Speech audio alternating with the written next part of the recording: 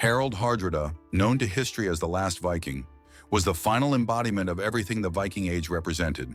Ruthless, brilliant, and absolutely fearless in battle, he carved his name across 3 continents and struck terror into the hearts of emperors. Yet this legendary warrior would die attempting something that seemed almost mundane, conquering a small island kingdom that had already begun to change beyond recognition. This is the story of a man who spent his life living in the glorious past, only to discover that the world had moved on without him. Born around 1015 into Norwegian royalty, Harald Sigurdsson seemed destined to inherit a dying tradition, rather than forge a new empire. The great age of Viking expansion was ending, the easy raids were exhausted, and Christian kings across Europe had learned to defend themselves against Norse longships. While other young nobles accepted this new reality and focused on building stable kingdoms, Harald chose a different path entirely. At just 15 years old, he fought alongside his half-brother Olaf at the Battle of Stiklestad, watching the saintly king die in a desperate attempt to reclaim Norway from Danish rule. That defeat should have ended Harald's ambitions. Instead, it ignited them. Rather than accept exile or submission, Harald made the decision that would define his character. If Norway could not provide him with the glory he craved, he would seek it elsewhere. Wounded and hunted, the teenage prince escaped across the frozen wilderness of Scandinavia and made his way to the court of Yaroslav the Wise in Kiev. This was not retreat, but strategic repositioning. While his contemporaries learned statecraft and diplomacy, Harald chose to master the ancient art of war in its purest form. His education in the Kievan Rus was unlike any received by medieval princes. Harald learned not just combat, but the psychology of conquest, studying how small bands of disciplined warriors could dominate vast populations through superior tactics and sheer audacity. He mastered the use of the druzhina, elite warrior bands that served as both personal guard and assault troops. Most importantly, he absorbed the Byzantine military science that would later make him legendary. When Yaroslav deemed him ready, Harald joined the Varangian Guard, the elite Norse regiment that protected the Byzantine emperor himself. Constantinople in the 1030s was the greatest city in the Christian world, and service in the Varangian Guard was the ultimate proving ground for ambitious Vikings. Harald arrived as an exiled prince with nothing but his sword and his reputation. Within 5 years, he had become the Guard's leader, commanding the finest warriors in the Byzantine Empire and conducting campaigns across the Mediterranean. His exploits during the Sicilian campaigns became the stuff of legend. Contemporary sources describe him leading desperate assaults on seemingly impregnable fortresses, always fighting in the front rank, always emerging victorious. But it was in the Holy Land that Harald truly earned his fearsome reputation. During Byzantine campaigns against Arab forces, Harald pioneered tactics that combined traditional Viking berserker fury with sophisticated siege warfare. His methods were innovative and brutal: underground tunnels to collapse enemy walls, psychological warfare to terrorize defenders, and the systematic use of captured engineers to turn enemy expertise against itself. Arab chroniclers wrote of him with grudging respect, calling him the Northern Devil, who fought like a man possessed by jinn. The wealth Harald accumulated during his Byzantine service was staggering even by medieval standards. He sent regular treasure ships back to Norway, building a war chest that would later fund his royal ambitions. More importantly, he accumulated something more valuable than gold: a reputation that preceded him across the known world. By 1042, when he finally returned to Scandinavia, Harald Sigurdsson had become Harald Hardrada, Harald the Hard Ruler, the most feared Viking warrior of his generation. His conquest of Norway was swift and merciless, demonstrating the skills he had learned in foreign wars. Harald's forces moved with the precision of Byzantine regulars, but struck with traditional Norse savagery. Within 2 years, he had eliminated all rival claimants and established himself as undisputed king. Yet even as he consolidated power, Harald chafed against the limitations of ruling a single kingdom.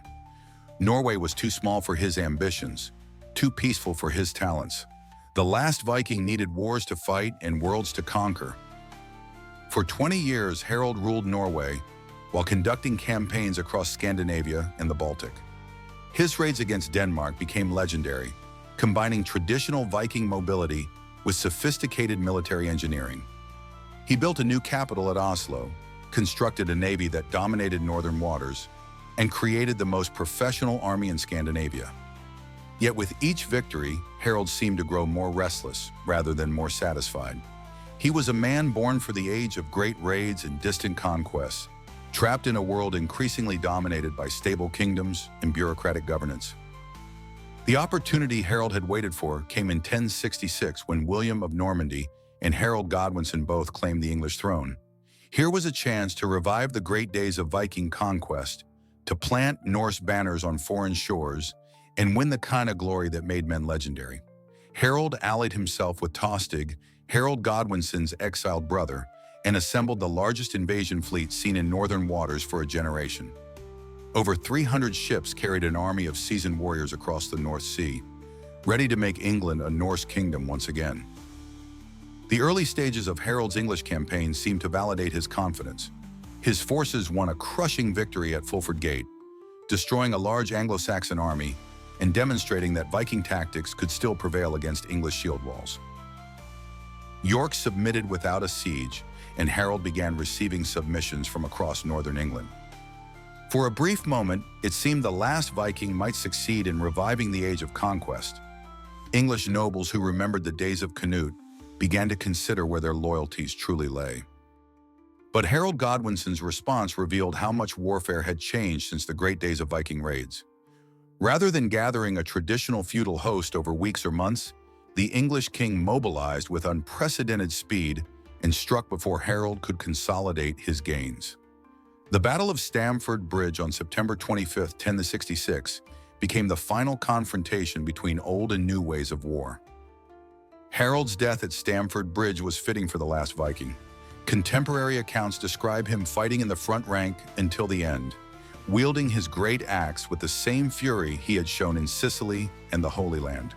When an English arrow finally brought him down, Harald died as he had lived, leading from the front, refusing to yield, embodying everything the Viking Age had represented. His army, leaderless and demoralized, collapsed within hours. The irony of Harald's defeat was profound. Just 3 weeks later, William of Normandy would defeat Harald Godwinson at Hastings, using many of the same tactics Harald had employed: rapid mobilization, combined arms, and ruthless exploitation of victory. But William represented the future: organized feudalism, professional administration, and systematic conquest. Harald represented the past: personal glory, warrior band loyalty, and the dream of endless expansion. Harald Hardrada's legacy transcends his military achievements. He was literally the last great Viking, the final representative of an age when individual warriors could change history through personal prowess and bold leadership. His death at Stamford Bridge marked the end of the Viking Age, as surely as any date historians might choose. After 1066, Norse raids became mere piracy, and Scandinavian rulers focused on building stable kingdoms rather than seeking overseas glory. The tragedy of the last Viking lies not in his death, but in his timing. Born into the twilight of an age, Harald spent his life attempting to revive glories that the world had already outgrown. He was the perfect Viking warrior, appearing 3 centuries too late, a man whose talents belonged to the age of Ragnar Lothbrok rather than the sophisticated medieval world of the 11th century. Yet perhaps this temporal displacement was exactly what made him legendary, the last flickering flame of an age that would never come again. What strikes you most about Harald's story? His refusal to adapt to changing times, or his commitment to Viking ideals? Could a warrior like him succeed in any era, or was he truly bound to his historical moment? Share your thoughts below, and if this tale of the last Viking captured your imagination, subscribe for more stories of medieval figures who lived between two worlds.